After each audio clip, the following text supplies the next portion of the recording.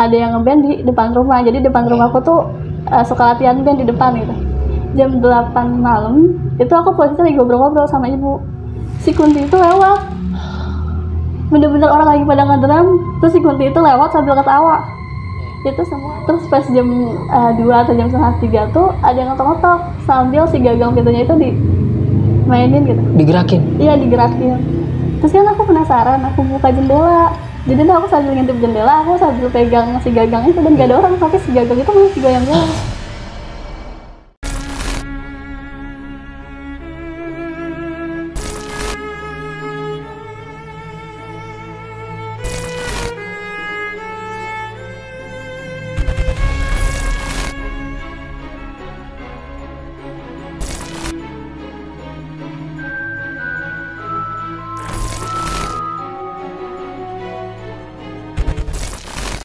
Assalamualaikum warahmatullahi wabarakatuh. Baik lagi di Dimensi Mistik bareng gue Aris. Kali ini gue udah bersama dengan seorang narasumber nih. Narasumber gue ini akan menceritakan kisah pengalaman horornya pada saat dia menempati rumah dan di desanya ini diteror sama wanita yang belum lama meninggal nih. Jadi nanti lebih lengkapnya lagi langsung aja nih kita dengerin dari narasumbernya. Jadi langsung aja kita kenalan sama narasumbernya. Assalamualaikum Kak Desti. Waalaikumsalam, Kak. Kabar sehat Kak? Alhamdulillah sehat. Makasih banyak nih Kak udah mau berbagi pengalaman horornya nih. Sama-sama. Jadi kita sempat ngobrol sebentar nih di luar. Jadi satu keluarga lu ini diganggu nih sama sosok penghuni yang ada di rumah lu. Iya. Dan tempat tinggal lu di desa lu ini diganggu sama wanita yang belum lama meninggal. Iya. Boleh diceritakan sedikitnya dulu nih Kak?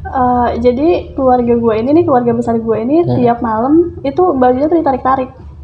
Sama sosok ini? Kita nggak pernah tahu ya maksudnya sosok apa, cuman yang sering dilihatin tuh yang perempuan. Cuman sering tarik-tarik itu tiap malam. Setiap malam? Dan di kampung gue itu yang gue baru pindah itu nggak tahu kenapa tiap jam 8 malam itu semua orang tuh nutup pintu. Jadi emang udah benar-benar sepi banget. Daerah Bogor nih? Iya, daerah Bogor kabupaten. Tahan lu nih Kak ceritanya. Horor banget nih cerita yang bakal dibawain sama Kak Desti. Tapi sebelum gue lanjut ke ceritanya, gue mau ngingetin dulu nih ke semua teman-teman. Kalau teman-teman mau jadi narasumber di Dimensi Mistik seperti Kak Desti ini punya pengalaman horor yang epic, teman-teman langsung aja DM ke Instagram Dimensi Mistik atau bisa melalui email. Dan bisa juga nih langsung DM ke Instagram gue. Nanti semua linknya bakal gue cantumin di kolom deskripsi. Terus dukung channel Dimensi Mistik dengan cara subscribe, like, komen, dan share biar gue makin semangat nih menghadirkan narasumber-narasumber yang memiliki pengalaman horor kisah nyata yang epic-epic nih seperti Kak Desti ini. Jadi yang belum subscribe dulu dan aktifkan tombol loncengnya.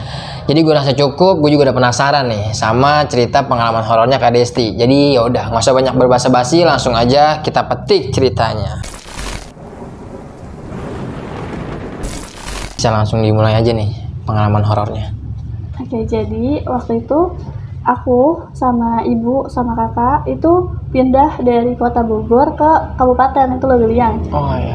Nah, terus posisinya si rumah yang mau ditempatin itu bener-bener belum pernah diisi. Oh, belum ada yang huni sama sekali? Iya, belum pernah. Dulu tuh pernah, cuma udah beberapa tahun yang lalu. Jadi rumahnya itu udah mulai ambruk gitu. Nggak ada listrik, nggak ada air gitu. Nah, mungkin memang sebagian dari lingkunganku tuh nggak ada air dan nggak ada listrik. Jadi kalau mau ke kali gitu, atau kalau malam-malam sakit perut, itu harus pergi ke kali. Ke kali gitu? Iya, kali. Oh, nggak ada sumurnya atau gimana? Nggak ada. Jadi bayangin malam-malam harus ngelewatin kuburan dulu. Jadi itulah seremnya. Nah, terus pas 2 hari kita tidur di situ, di semua keluarga yang tidur di situ tuh ngedenger ada bisik-bisik di kuping, kayak orang ngobrol gitu. Cuman kita nggak tahu nih itu siapa gitu. Besok paginya aku bilang ke ibu kan, "Bu, kok ada yang bisik-bisik gitu semalam gitu." Terus kata ibu tuh mungkin tetangga sebelah gitu lagi ngobrol kan. Walaupun tuh menurut aku nggak logis sih, cuman saat itu kan masih kecil ya. Jadi ya udahlah, terima aja gitu. Itu belum lama tinggal di situ tuh? Iya, baru 2 hari tinggal di situ. Nah, terus kakakku pun bilang, kata dia, "Iya, maksudnya babang juga ngedenger gitu. Maksudnya kayak ada orang ngobrol gitu." Nah, ternyata obrolan itu tuh berlanjut. Jadi sampai berhari-hari gitu tuh itu berlanjut ngobrol terus. Jadi kalau misalkan kita mau tidur tuh kita harus nutup pakai bantal si kupingnya. Jelas banget nih kedengeran Jelas orang ngobrol. Banget kedengeran, walaupun tuh ngobrolnya nggak kedengeran, tapi iya. kedengeran gitu. Maksudnya nggak tahu dia ngobrol apa, tapi tetap kedengeran. Nah, terus udah beberapa hari kemudian gitu, kan masih kejadian itu kan, masih kejadian yang bisik-bisik. Terus ada momen dimana ibu aku tuh lagi beres-beres kan, lagi nyapu gitu. Posisinya ada bibi. Nah, bibiku tuh tidur ceritanya, kan dia kerja kan. Nah terus pulang tidur. Nah terus gak lama kemudian tuh keluarlah dari kamar itu kan. Terus ibu kan kesel ya, maksudnya si bibi itu tuh pas keluar kamar cemberut, maksudnya kayak orang lagi marah gitu. Terus akhirnya ibu kan tanya ya, kenapa itu apa cemberut terus, kata dia gitu. Udah tidur tinggal tidur, makan tinggal makan, kata dia gitu. Masih aja cemberut, kata ibu. Nah terus kata bibiku nggak ngomong, cuman diem aja flat aja keluar. gitu ya. Nah terus ibuku tuh mau beresin kamar ceritanya, mau beresin kamar yang bibiku tidur kan. Nah pas ibuku masuk ke kamar, bibiku lagi tidur. Itu yang keluar dari kamar bibi tadi siapa tuh? Nah iya makanya. Jadi itu kan pas ibu lihat bibiku tidur dengan memakai baju yang sama, ya jadi yang keluar itu sama pakai bajunya. Sosoknya mirip banget nih. Mirip banget. Terus ibuku tuh langsung bangunin kan, dia bangun gitu. Tadi bukannya keluar gitu. Enggak, siapa yang keluar, orang baru bangun ini gara-gara dibangunin, kata dia gitu.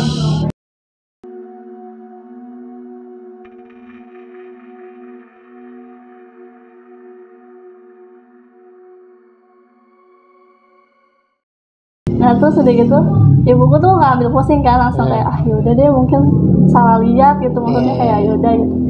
Nah terus udah gitu tuh udah berhari-hari atau berbulan-bulan kita tinggal di situ, si baju kakakku tuh sore-sore ada yang narik. Jadi posisinya tuh di teras kan, kita di teras ya, di teras tuh kan kita lagi ngobrol-ngobrol kan. Nah si baju dia tuh ditarik gini loh.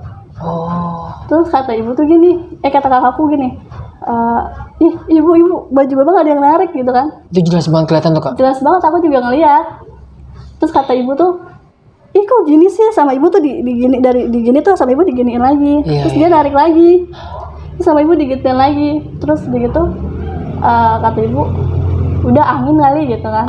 Walaupun sebenarnya nggak logis kan ya, maksudnya kalau angin kayak gitu. Terus ya udah tuh, namanya kita masih kecil ya udah gitu. Nah ternyata itu tiap malam, tiap hari tuh ada aja yang narik. Ditarik-tarikin tiap hari satu keluarga. Iya, ditarik sampai ibuku pun ditarik. Terus ya udah kan, maksudnya kita ngerasa ini kayak udah nggak masuk akal dan itu udah mengganggu kan. Ibuku tuh tanya ke tetangga sebelah, Bibi, ini kok di rumah ini kenapa ya kalau misalkan tiap sore gitu suka ada yang narik baju atau dia gitu.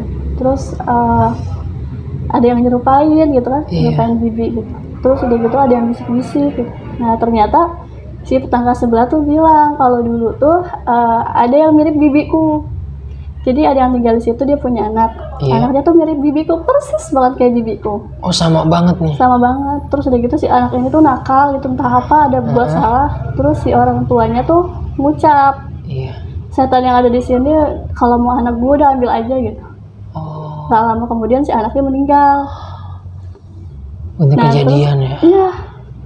Nah terus si anak ini meninggal kan, ternyata si anak ini nggak akur sama tetangga sebelah. Jadi sudah dia meninggal nih, sudah si anak ini meninggal, tetangga sebelah juga digangguin. Jadi tiap hari dikelitikin. Tiap malam kata dia gini, sama waktu sudah meninggal juga kata dia, saya juga suka dikelitikin tiap malam kata dia gitu. Berarti itu bukan hal yang aneh ya. Terus kata aku, oh kok iseng gitu kan. Kata dia, iya mungkin karena emang matinya nggak aja. Dia maksudnya kayak gitu jadi iseng kata dia gitu.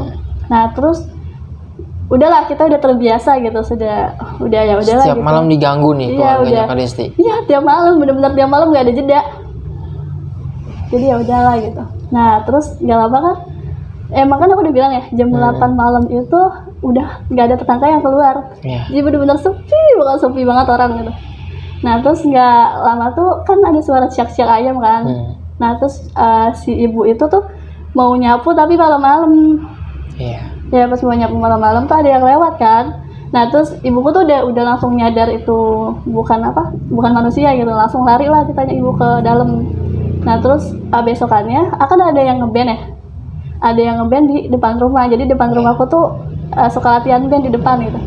Jam 8 malam itu aku posisinya lagi ngobrol-ngobrol sama ibu, si Kunti itu lewat, bener-bener orang lagi pada ngedrum, terus si Kunti itu lewat sambil ketawa. Itu semua yang ngeband langsung lari ke dalam. Gila. Itulah lewat jelas banget nih. Jelas banget. Semua pada ngeliat. Jadi ya udah tuh, kita juga kan semua ke keluarga tutup pintu kan, langsung. Jadi kayak untuk pertama kalinya kita menyaksikan si kuntilanak itu lewat gitu. Udah paling gemeter tuh. Wah, terus besokannya si tetangga tuh datang nyamperin ke rumah. Tete itu waktu malam di rumah kan depan-depanan ya, ada yang lewat ya gitu. Terus kata si ibu teh, iya kebetulan saya juga lagi ada di depan, kata sama anak-anak, langsung saya ajak ke dalam. Terus udah tuh, nah saat itu tuh aku udah gak berani lagi untuk keluar malam-malam gitu kan, udah gak mau keluar malam lagi gitu. Nah jadi kan si perempuan itu lewat kan ya di rumahku gitu sama yang lagi ngeband itu. Nah semenjak itu tuh ternyata si Kunti ini, si perempuan ini tuh diem di gang selalu tiap malam. Ada di depan gang aja tuh? Iya, ada di depan gang tiap malam. Jadi orang-orang tuh pada nutup pintu, bener-bener pada nutup pintu. Nanti besoknya baru lah pada ngegibahin si Kunti ini. Kayak ada yuk semalam gitu-gitu. Itu tuh kayak orang, jadi tuh si Kunti itu tuh jadi kayak booming gitu, jadi kayak digibahin gitu kan. Kalau kata orang mah orang yang digibahin. Nah kalau dia mah enggak, si Kunti ini yang digibahin.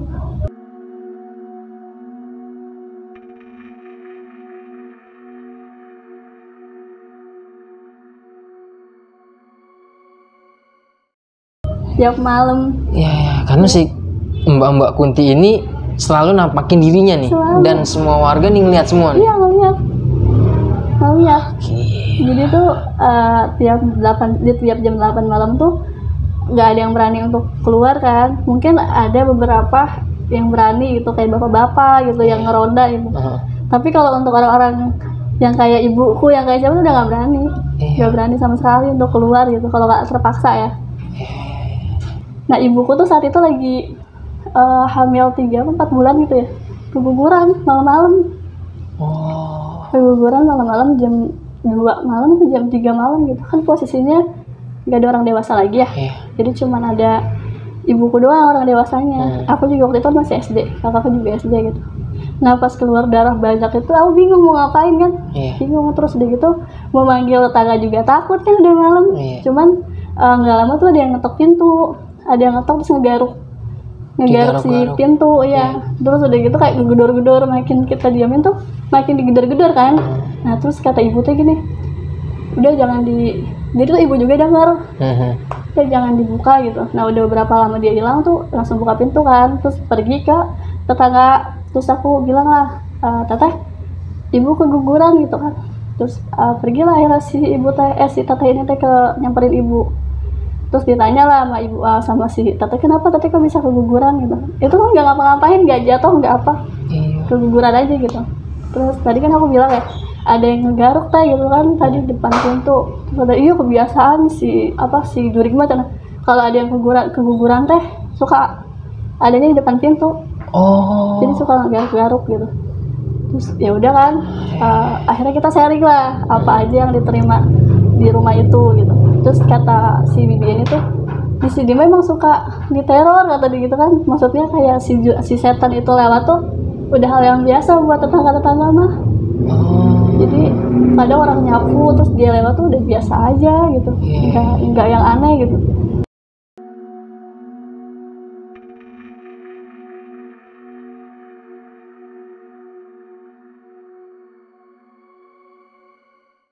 Kan tapi kan untuk aku yang baru kaget ya, maksudnya kayak belum pernah kok tiba-tiba gitu. Ya udah tuh beberapa tahun kan udah dijalanin gitu, udah ya udahlah gitu, udah berteman gitu, udah bestie lah kita bahkan tuh. Ibuku pun udah ya udah gitu. Nah terus pas kelas 6 SD itu pas lulus SD ya, terus aku pergi ke SMP itu aku ditarik ke ibuku ke nenekku di sini di Manunggal ini. Terus posisinya kan itu 2009 ya. 2009 tuh aku di sini. Nah ternyata aku kira kan mistik itu cuma ada di Lewiliang kan, nggak bakal ada di mana-mana lagi gitu. Ternyata di sini pun sama. Jadi di sini pun kayak diteror gitu loh. Jadi tuh pas aku pertama kali pindah ke sini, pas pertama kali tidur di rumah nenekku tuh udah wanti-wanti. Jadi kalau misalkan ada yang ngetok-ngetok pintu gitu ya jam 2 atau jam setengah 3 tuh jangan dibuka gitu. Terus karena aku tuh orang penasaran ya, makin gitu kan makin penasaran. Terus pas jam 2 atau jam setengah 3 tuh ada yang ngetok-ngetok sambil si gagang pintunya itu dimainin gitu. Digerakin? Iya digerakin. Terus kan aku penasaran, aku buka jendela. Jadi tuh aku sambil ngintip jendela, aku sambil pegang si gagang itu dan gak ada orang, tapi si gagang itu masih goyang-goyang. Kacau banget, lu ngeliat langsung nih kak? Lihat langsung. Lu buka pintunya? Enggak gue buka, cuman posisinya tapi lu pegangin? Gue pegangin dan itu masih goyang? Iya, dan mata gue masih kelihatan keluar. Jadi posisinya jendela itu jendela yang gede gitu loh, yang jadi gue masih bisa lihat siapa yang ada di balik pintu. Ada siapa-siapa, tapi si gagang itu masih tetap goyang-goyang. Gila. Gue sih masih bersyukur karena saat itu gue gak buka pintu. Kalau gue buka pintu gak tahu deh ceritanya kayak gimana.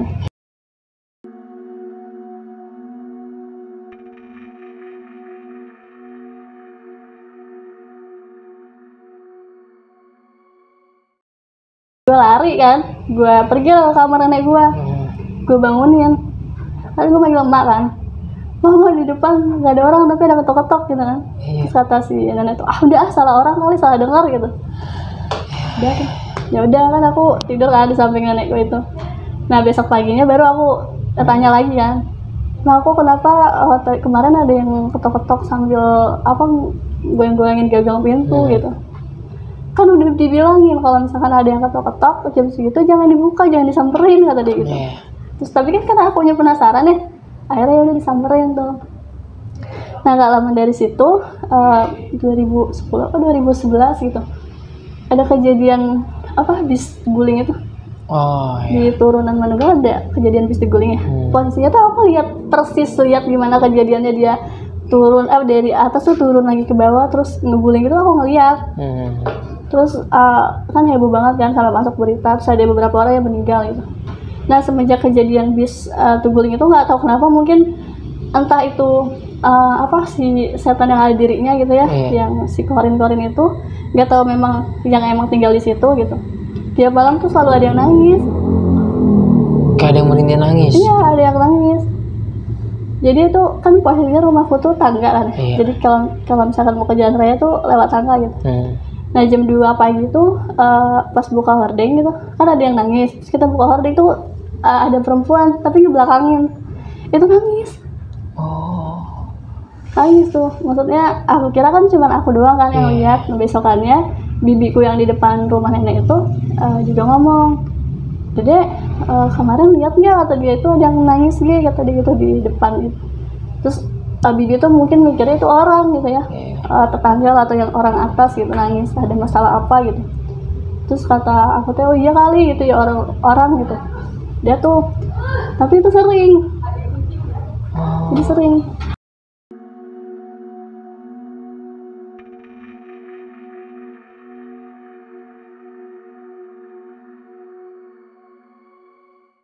Jadi dia kan sering nangis kan setiap malam gitu. Terus bibiku tuh ada beberapa hari setelah ngobrolin itu, bibiku tuh kedengaran pas malam-malam jam 1:30 baca ayat 1000 dinar. Jadi kayak bacaannya tuh keras banget nih gitu. Terus udah gitu aku kira kan itu lagi sholat tahajud gitu ya. Terus kata nenekku, Masya Allah gitu sholat tahajudnya gitu ya. Sampai kedengeran lah. Nah besok paginya tuh aku tanya lah, Bibi kemarin sholat tahajud tuh kan jam 1:30. Ya Allah Dede kata dia, Bibi teh lagi buka pintu mau nyapu ceritanya. Terus? Depan pintu Bibi bener-bener muncul suaranya gitu. Bibi langsung baca doa kata dia gitu, langsung teriak aja. Terus nggak lama teh udah hilang kata dia. Terus kata si nenek teh, atuh mau ngapain kata nyapu jam segitu kata.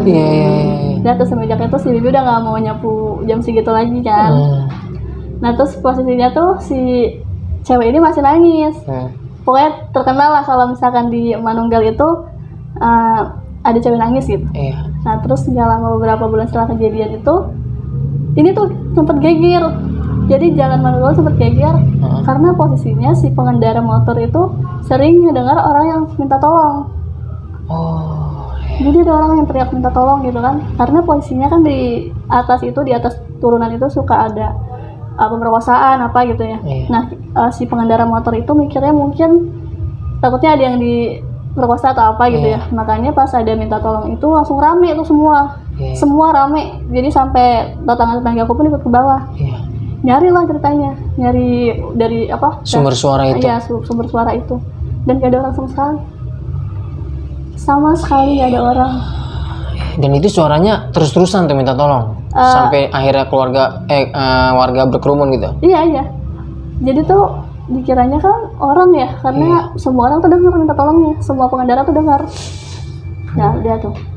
Nah terus yang lebih epic lagi nih, kan di depan yang lapangan Manunggal itu ada tukang ojol bukan ojol sih dulu, ojek pengkolan. Iya, ojek pengkolan. Nah tuh ada perempuan cantik ngajak minta tolong untuk dianterin ke perumahan. Terus mau naik motor mau pulang gitu ya, mau minta antar gitu. Terus akhirnya kan si yang temanku ini kan dia ojek malam-malam gitu, jam berapa, jam 9 atau jam 10-an gitu, nggak tahu lah, pokoknya malam. Posisinya tuh dianterin kan. Nah pas sudah nyampe atas kan, di perumahan tuh sepi ya, perumahan Menteng Kasih tuh sepi banget. Nah pas nyampe pohon-pohonan itu, si penumpangnya itu lari terbang, jadi bener-bener dia nyaksiin. Jadi pas ditanya ini bukan gitu, terus dia langsung terbang ketawa. Itu si motornya langsung ditinggalin di situ juga. Dia langsung hibrid. Iya, langsung hibrid lah. Udah lah itu udah. Akhirnya dia cerita kan, geger lah akhirnya tuh. Maksudnya viral lah di daerah tetangga itu. Ih, kata dia kok bisa gitu, kata dia. Nah, terus nggak lama tukang beca. Tukang beca tuh ngangkut penumpang ya. Kalau tukang beca penumpang kan? Ngangkut penumpang nih. Terus pas nyampe bawah turunan itu juga terbang. Jadi banyak yang diisengin dulu. Oh, gara-gara pas kejadian mobil itu terperosok jatuh atau? Sebenarnya sebelum terperosok juga udah terkenal angkernya. Jadi ditambah kayak gitu, jadi orang tuh menyangkut-nyangkutkan kejadian itu. Tapi kan mungkin entah emang bener atau enggak ya, maksudnya dari situ kan. Tapi emang sebelumnya kata ibu emang di situ tuh udah angker. Di situ tuh udah angker karena di bawah itu waktu itu ada yang bunuh diri di situ. Jadi yang bunuh diri tuh ada beberapa orang, bukan satu orang. Jadi di situ serem gitu. Terus si ibu tuh kan waktu itu jualan kan. Si ibu tuh waktu itu jualan. Jadi si ibu udah pindah nih, terus jualan. Nah terus kan rumahnya di bawah, pas banget bawah turunan kan. Itu digangguin juga. Jadi ada yang ngetok lah, ada yang nyerupain nenek gitu. Jadi banyak kejadiannya. Nah kan aku masih tinggal di rumah nenek kan. Nah terus posisinya tuh si nenek tuh nggak tahu kenapa kamu nggak mau tidur sama aku. Jadi nenek tuh nggak suka gitu. Jadi kan kita ada kamar 2. Jadi aku tuh harus tidur sendiri dan nenekku tuh tidur sendiri. Nah nggak tahu kenapa aku tuh jadi ada trauma, takut setan kan. Nah posisinya tuh aku tuh ngajak temanku untuk nginep. Aku bilang nginep yuk di rumah gitu kan, maksudnya biar aku ada temen, karena nenekku kan nggak mau nemenin kan. Udah tuh kata dia yaudah ayo deh gitu. Ditanya nginep lah, ditanya di kamar. Nggak nyampe jam 12 si temenku tuh pengen pulang karena ada yang siak-siak tuh masih ayam kecil-kecil itu. Suara ayam pitik. Iya, suara ayam pitik. Terus udah gitu tuh kan kata temen dia gini, udah aku pulang, nggak mau di sini gitu. Terus aku bilang, ayo atuh gitu kan. Terus nggak mau pulang lah akhirnya dia. Terus aku tuh bangunin nenek, mbak temenin yuk gitu. Nah nenekku mungkin daripada ambil pusing aku yang nggak tidur ya udahlah gitu. Pindahlah nenekku tuh ke kamarku. Nah pas tidur itu jam 2:30 aku bangun, lampu tuh udah mati. Jadi nenekku tuh nggak tahu kenapa selalu matiin lampu, karena emang nggak suka terang mungkin, dan menghemat listrik mungkin ya. Jadi lampu kamarku ikut dimatiin. Nah pas aku bangun kan, kalau misalkan di tempat gelap yang putih itu kelihatan kan. Nah pas aku bangun, pas aku melek tuh ada yang putih. Itu pas banget di apa sih yang cekrekan lampu itu? Ya, saklar. Iya, pas banget di saklar lampu kan. Nah, terus pas aku nengok gitu ada yang putih, aku balik Langsung menolahin badan gitu. Iya, langsung noleh lagi. Terus aku mikir lagi, duh tadi gua naro apa mukena kan apa ya gue di situ, tapi kan nggak ada paku gitu kan. Terus akhirnya gue memberanikan diri untuk melirik lagi, dan itu masih ada. Yang putih-putihnya itu masih ada? Iya, kan gue mikirnya kalau hantu kan biasanya pas kita ngelirik kedua kali hilang kan. Iya. Itu nggak hilang. Jadi pas gue ngelirik, gue udah yakin tuh itu bukan apa? Bukan benda lah gitu. Nah terus udah gitu akhirnya gue memberanikan diri untuk ngarep dia, tapi si mata gue ditutup. Jadi tidur gue tuh tidur tapi gue matanya tuh apa sih kecil gitu loh. Gue berharap setelah beberapa menit gue pura-pura tidur dia hilang. Karena kan gue penakut kan. Akhirnya gue memberanikan diri untuk berdiri. Dan itu benar-benar depan gue.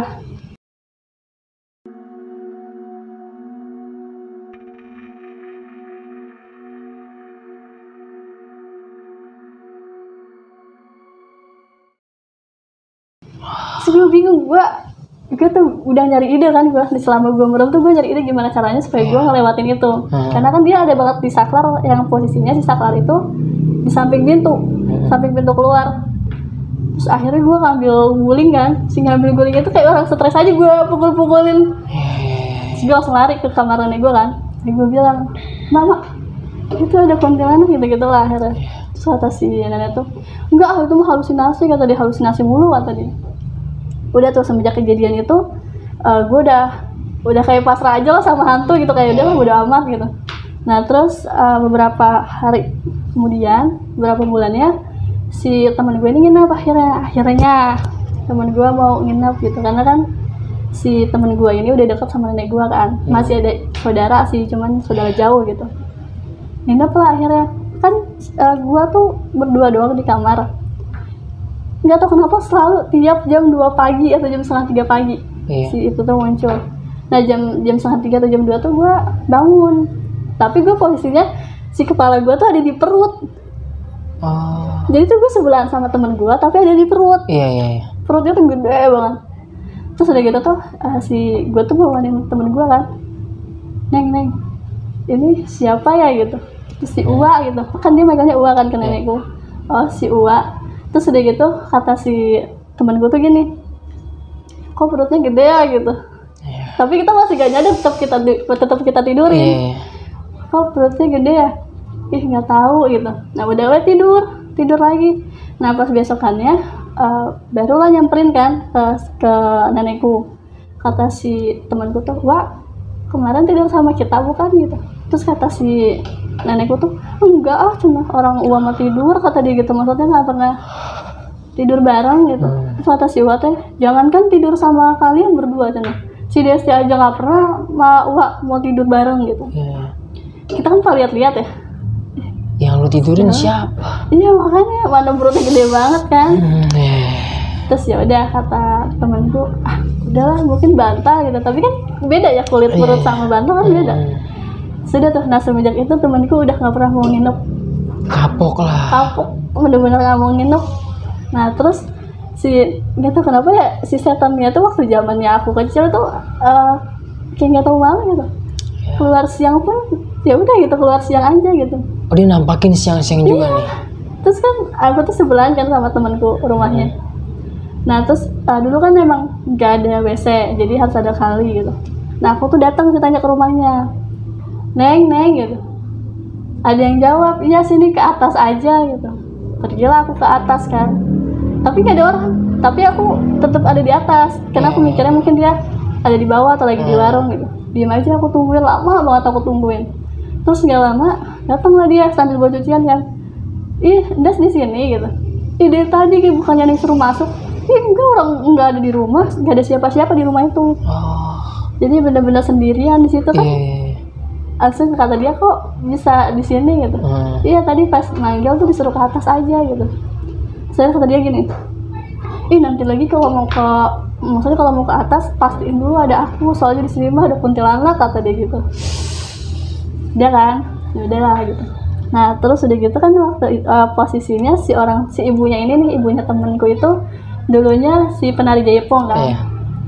Terus aku sama anaknya tuh deket banget, sering dandan-dandanan gitu. Iya. Nah posisinya tuh aku tuh lagi didandanin, nggak tahu kenapa itu baju kebaya, kan ada baju kebaya di lemari kan. Itu aku pakai baju kebaya itu didandanin sama temenku. Terus ada si Melati ya, ada si Melati, dan itu dipasangin di rambut aku. Udah didandanin, pas aku ngaca di belakang tuh ada lagi. Ada sosok yang nyerupain lu nih Kak? Jadi bener-bener posisinya jadi kan kita berdua, kan nggak ada orang tuanya temanku kan, jadi bener-bener berdua. Pas ngaca tuh jadi bertiga. Pas ngaca bener-bener lagi jadi bertiga, terus kita langsung lari tuh larinya, dan aku masih pakai baju kebaya, masih pakai bunga melati kan. Terus ya udah gitu kan, si TV masih nyala kan, karena kita takut dimarahin sama ibunya temenku. TV itu mau dimatiin, udah kita lari, kita matiin, pas kita keluar nyala lagi si TV-nya.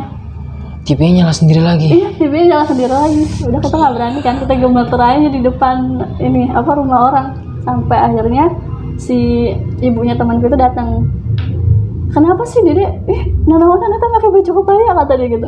Malam-malam kata dia. Saya kita ceritain kan, terus kata si ibunya, itu kok ini tuh baju kebaya bekas orang meninggal. Iya, jadi tuh bener-bener baru orang meninggal terus dikasihin gitu. Terus ya udah kan, kita udah kapok tuh di situ. Udah nggak berani lagi. Nah terus, nggak tahu kenapa, mungkin waktu masih kecil belum ada dosa ya, jadi mata teh awas. Tuh ngerti awas ya sih? Tahu, ngelihat jelas. Iya, mata tuh ngelihat jelas gitu. Aku kan waktu itu di LDK kan, di SMP ku. Nah posisinya SMP ku ini tuh dulu sempat ada kecelakaan kereta. Jadi banyak lah korbannya gitu. Nah pas malam-malam itu kan aku punya temen cowok, terus pacaran sama temanku ini yang aku panggil Neng dulu. Nah terus jam 2 pagi kan si posisinya ada di atas, jadi kelasnya tuh kelasnya tuh 2 tingkat kan. Nah aku tuh posisinya tidur di atas di kelas. Itu gelap banget, segelap-gelapnya, nggak ada lampu di belakang, di samping. Terus udah gitu tuh jam 2 pagi kan temanku ini udah tidur. Terus ada cowok tuh nyamperin temanku ini, dia itu udah tidur gitu. Terus aku bilang udah gitu. Terus yuk ke pojok, kata dia gitu. Terus ya udah tuh kan emang aku deket banget kan sama dia gitu temenan.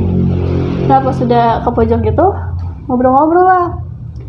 Terus udah ngobrol-ngobrol balik lagi, di depan banget di atas kepala temanku itu ada burung hantu. Terus aku nanya kan, ada burung hantu. Terus si cowok ini bilang nggak apa-apa, kata dia, itu mah kata dia cuma ngecek doang gitu. Terus dia nanya, lagi PMS bukan, kata dia. Itu temanku itu. Iya katanya lagi PMS, kata dia. Udah berapa hari, kata dia. Terus aku bilang nggak tahu udah berapa hari mah gitu. Aku tuh jawab 1 atau 2 hari gitu. Terus kata dia tuh, oh gitu. Tapi kan nggak logis ya kalau malam-malam. Maksudnya kalau misalkan laki-laki nanya itu kan. Udahlah, ceritanya dia pergi. Besok ke paginya tuh, itu tuh belum ada yang terungkap. Jadi tuh aku ngerasa kalau itu tuh teman aku gitu. Nah besok paginya temanku tuh sakit. Udah sakit. Kan kita reunian nih ceritanya. Pas reunian itu nyeletuk lah ceritanya.